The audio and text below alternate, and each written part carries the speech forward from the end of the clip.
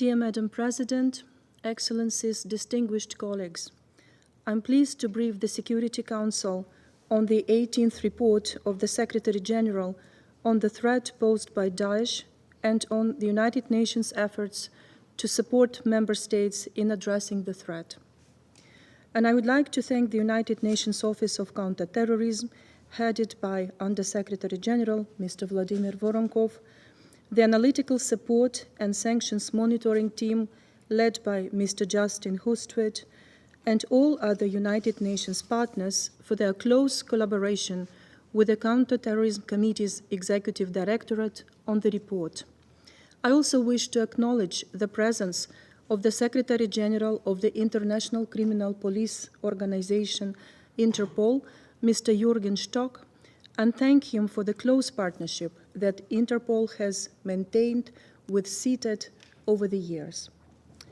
Madam President, the transnational and decentralized character of the threat posed by Daesh and its affiliates continues to demand a nimble international strategy focusing on multilateralism, information sharing, and cooperation across borders. Daesh and its affiliates are becoming more ingrained in parts of the African continent. They are exploiting the political instability and expanding their radius of influence, their operations, and territorial control in the Sahel, with growing concerns for coastal West Africa. The African continent now accounts for almost half of terrorist acts worldwide, with Central Sahel accounting for about 25% of such attacks. It is a priority of the United Nations counter-terrorism architecture to support African member states and partners in addressing these trends. Meanwhile, enduring challenges persist in the Middle East and Southeast and Central Asia, with indications that Daesh is attempting to resurge in those subregions as well. CTED remains committed to supporting all United Nations member states in countering the threat posed by Daesh and its affiliates, including their attempts to regroup. On behalf of the Counter-Terrorism Committee, CTED assesses and facilitates technical assistance delivery for the implementation of relevant Security Council resolutions on counterterrorism. Based on our recommendations and analysis, several initiatives have been implemented by United Nations Global Counter-Terrorist Coordination Compact entities to address the threat posed by Daesh and its affiliates. These initiatives include supporting the prosecution, rehabilitation, and reintegration of the individuals in a human rights compliant, gender-responsive, and age-appropriate manner. Additionally, they involve developing technical assistance plans in support of governments' efforts to prevent and counter terrorism, such as the one recently adopted in Benin.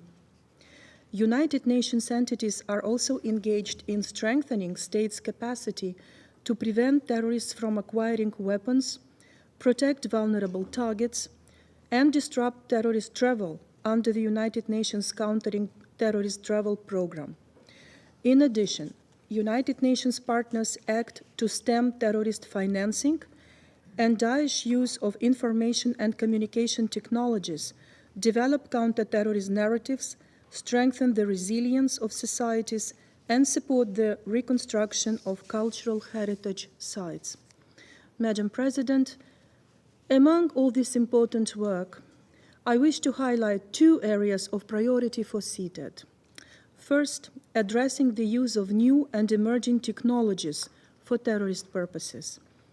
Incidents around the world demonstrate that terrorists, including Daesh, increasingly use unmanned aircraft systems for intelligence gathering and attacks.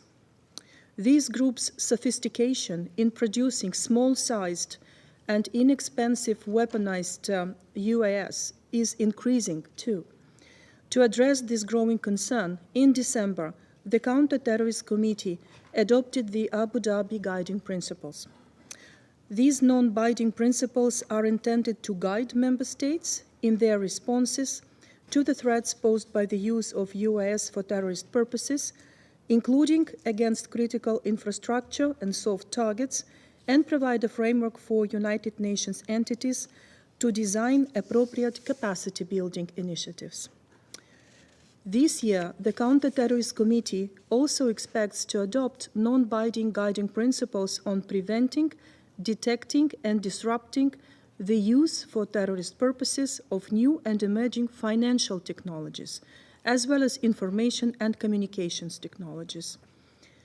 In light of the rapid technological advances in these fields, public-private partnerships are essential to counter the use of technologies for terrorist purposes. And this is a key finding of CTED's recent analytical brief on establishing effective public-private partnerships on countering the financing of terrorism that was launched last week. Second, ensuring accountability and justice. This year will mark 10 years since the adoption of Resolution 2178 on the prosecution, reintegration, and rehabilitation of foreign terrorist fighters. Bringing terrorists to justice is an important commitment of all United Nations partners who have continued supporting accountability efforts for the crimes committed by Daesh in Iraq and the Syrian Arab Republic, as well as in the Sahel and Maghreb, and also in Europe. The recommendations and analysis that CTED provides to member states have also increasingly focused on ensuring accountability and justice for terrorist-related crimes by applying the relevant legal frameworks and to prosecute all acts of violence committed by terrorists. The prosecution rate for sexual and gender-based violence crimes remains low, despite these types of crimes being a recurrent tactic of terrorist groups, including Daesh and its affiliates, as we have seen in Iraq, the Syrian Arab Republic, and in Nigeria.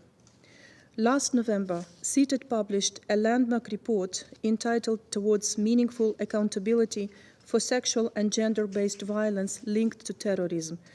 We are grateful to Switzerland for their support in the completion of this important initiative. Madam President, as the threat posed by Daesh and its affiliates evolves and spreads, CTED will continue to cooperate closely with the member states, United Nations entities, international, regional, and sub-regional organizations, with civil society and the private sector.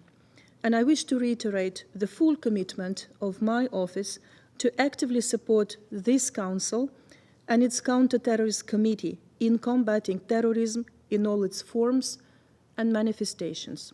Thank you, Madam President. I thank